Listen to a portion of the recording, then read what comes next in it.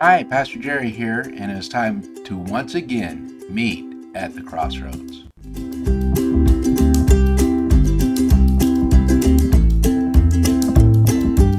Today's devotional comes from Matthew. It's chapter 25, verses 14 through 30. It's an incredible story. It's a parable about the talents, and the talents are not like talents to be able to juggle or anything like that. Talents is actually a year's worth of wages. So what Jesus teaches about is a master who's going away on a long journey. He's going away for a long time. And then verse 3 says he entrusts to his servants, to three of his servants, his property.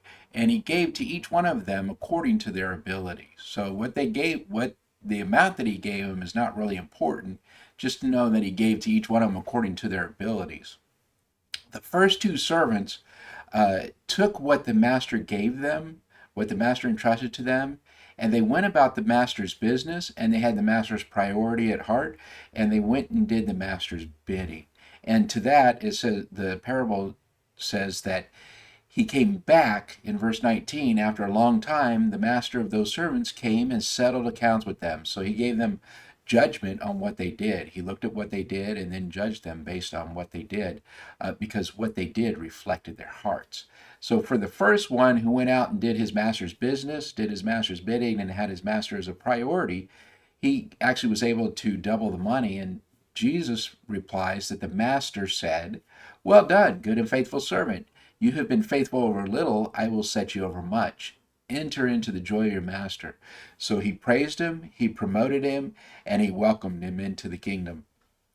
The second servant was faithful too. He had the master's priority, he did the master's bidding, and he had done what the master had entrusted to him. The property that he entrusted to him, he took care of. And to that servant, Jesus said, the master said, "Well done, good and faithful servant. You have been faithful over little. I will set you over much. Enter into the joy of your master." You see, once again, he gave him praise, he gave him promotion, and he welcomed him into the kingdom. It didn't matter how much he gave them or how much they returned. It was about their hearts. They did the master's bidding and had their master as a priority in their life. The third servant was wicked. Even Jesus calls him a wicked and slothful servant because he didn't have a servant's heart. He actually came back to the master as a judge. He said that you're a hard man. He says you're a hard man, reaping where you did not sow and gathering where you scattered no seed. He said that the master was hard and that he was a thief, that he took what wasn't his. And so Jesus replied, "Take the talent from him and give it to him who has 10 talents, and cast the worthless servant into the outer darkness, in that place where there'll be weeping and gnashing of teeth." Did he do that because he hid the money and didn't put it in the bank? No, he did that because the servant didn't have a heart, he didn't have a priority, and he didn't even affirm or identify with his master. He disassociated when he hid that money, he disassociated himself with the master.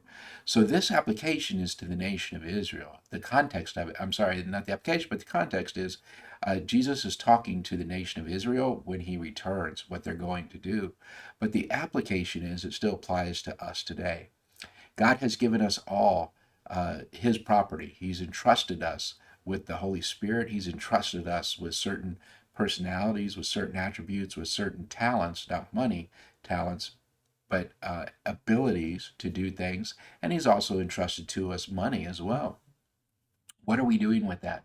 Are we being good and faithful servants? Are we going about the master's business? And do we have the master as a priority? Because Jesus will return, we will give him accounting, and we will be judged for what we're doing, because what we're doing reflects our hearts.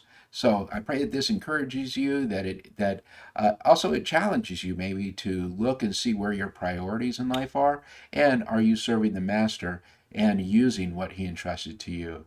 Remember that I love you, that I'm praying for you each and every day, and that I can't wait till we once again meet at the crossroads.